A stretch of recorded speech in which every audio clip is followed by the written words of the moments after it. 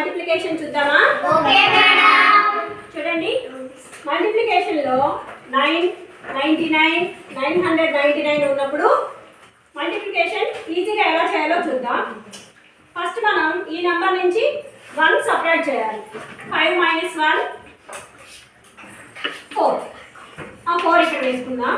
ఇక్కడ మనకి ఆన్సర్ ఎంత వచ్చిందో దీన్ని మనం దీంట్లో నుంచి సబ్ట్రాక్షన్ చేయాలి. 9 - 4 5. 45 answer. 5 9s are 45. Next 64 into 99. 64 - 1 63. ఈ 63ని 99 నుంచి సబ్ట్రాక్షన్ చేయాలి. 9 - 3 6. 9 - 6 3. 63